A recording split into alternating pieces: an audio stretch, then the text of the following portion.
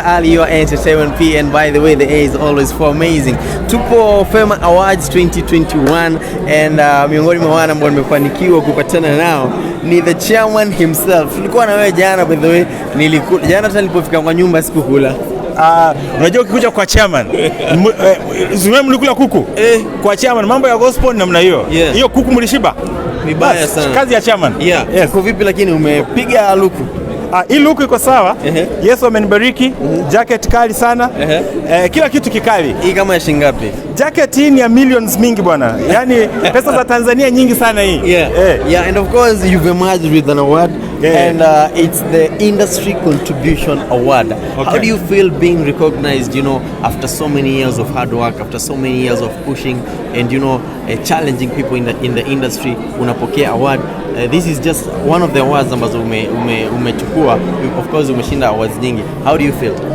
Na feel vizuri.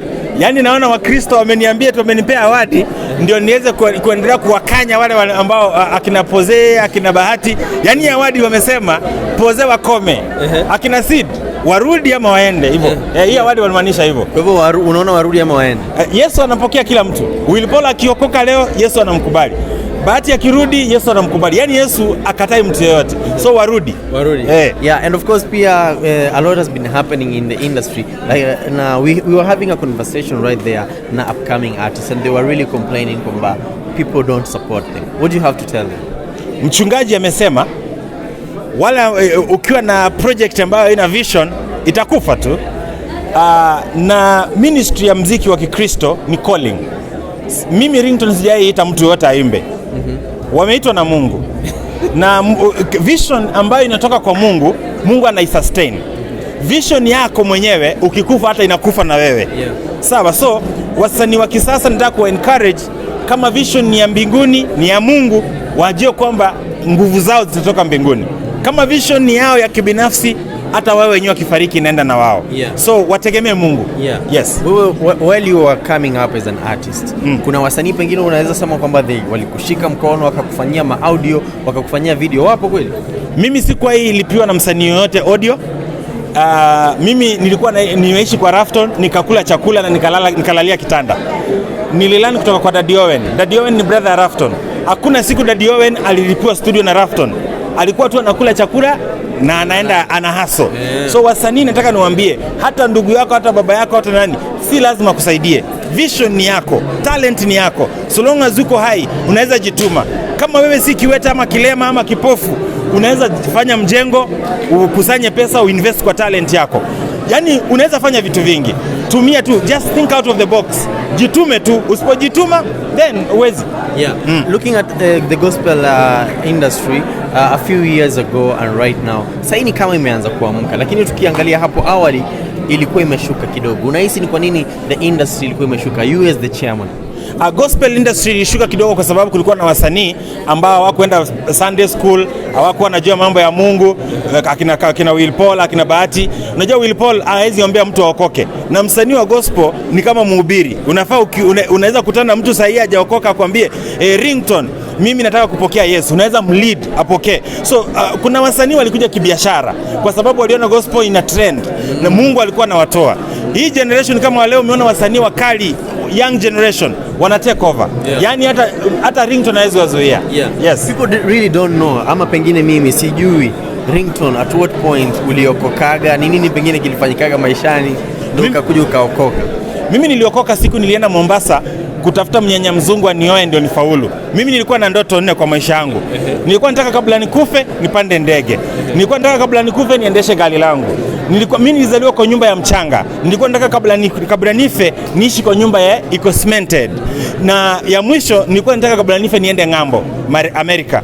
So nikaenda Mombasa nikaona shortcut ni mnyanya mzungu akinioa, nilisikia nasikia wanakuja na pesa kutoka ng'ambo. Akinioa ananipeleka ng'ambo, ananifanyia vitu vyote. Kufika Mombasa nikakosa mnyanya mzungu, nikakutana na jamaa akaniambia hauhitaji mzungu kufaulu kwa maisha, unahitaji Yesu. Akaniombea nikaokoka. Ile mistake nadhani niliifanya kubwa kwa maisha yangu, mistake mzuri ni kuokoka. Wakati niliokoka mambo yangu yaliingia kwa line, nikamtegemea Mungu na nimefika mahali nimefika. Bila baba, bila mama, bila family, bila anything. Hivyo tu. Na tangu uokoke haujawahi hata kubackslide hata siku moja? Biblia inasema kazi ya msalaba, kila asubuhi unabeba msalaba na kumfuata Yesu. Inamaanisha kuna dhambi zingine unaweza fanya hata bila kujua. So kila siku lazima tutubu. Umeelewa? Yaani kazi ya wokovu unatubu kila siku hata kwa dhambi zenye uoni. Hivyo tu. And of course leo nimekuwa na a very amazing conversation. Not really amazing but a very controversial conversation with Wisdom. Leo nimekuwa nipiga story na Wisdom. And Wisdom kuna vitu ameniambia kuhusu Bahati. Na wewe being among the people ambao kwenye industry, I just want to know your take. Amesema kwamba Bahati amelead kwa downfall ya wasanii ambao walikuwa wana work na yeye. Amesema kwamba Bahati yako anamlipa. Do you know Bahati as a person? Mimi namjua Bahati. Bahati ndiye rafiki yangu. Na nataka kusema hivi, wale wasanii ambao wana give up kwa sababu ya Bahati, then hawakuwa na maono kwa maisha. Hata mimi hata kama naongea vile naongea juu ya Bahati, Bahati ndiye rafiki yangu. Lakini ila mahali tunakosania na Bahati ni kwa sababu ya kazi ya Mungu. Ameacha kazi ya Mungu, ameenda kwa kazi ya club. Hapo ndio tunakosania. Otherwise mimi nampenda, ni ndugu yangu mdogo. Wisdom namtaka kumadvise. Hawezi niambia Wisdom alizaliwa na vision yake kabebwa na Bahati. Wisdom alizaliwa ako na mikono, ako na macho, ako na akili, na Wisdom anapendwa na Mungu venye Mungu anapenda Bahati ama venye ananipenda mimi. Wisdom akuwe na vision, aachane na Bahati.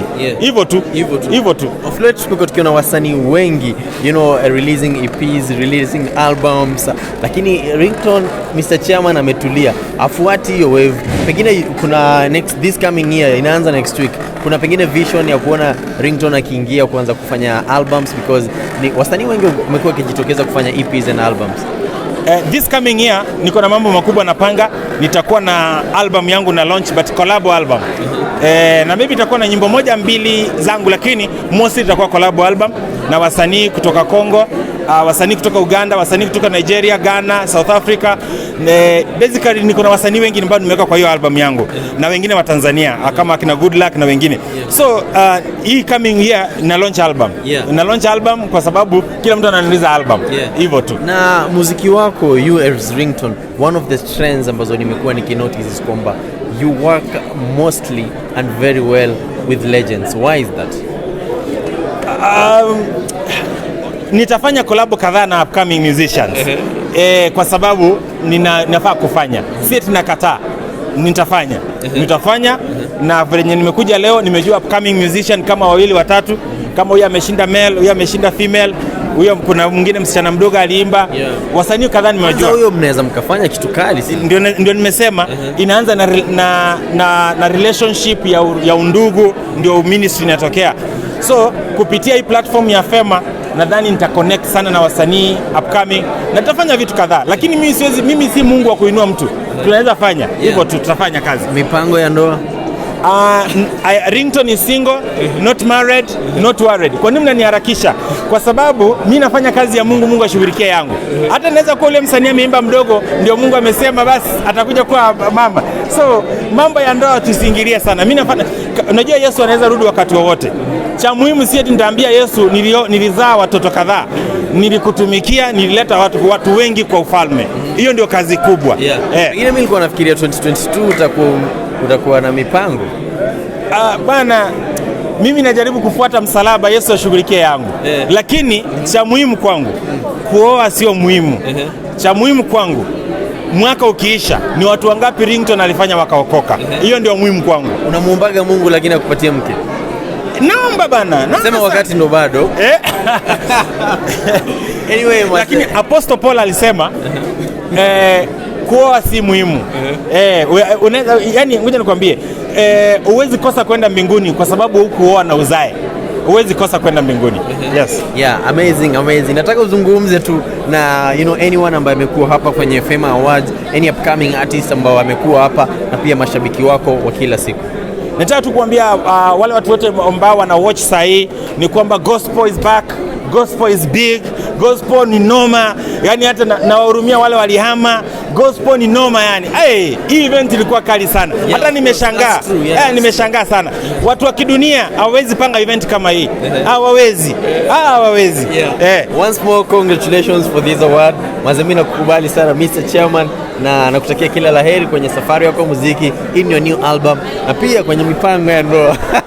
Anyway, nimekuwa nikipiga story na Mr. Chairman mwenyewe anaitwa Ringtone.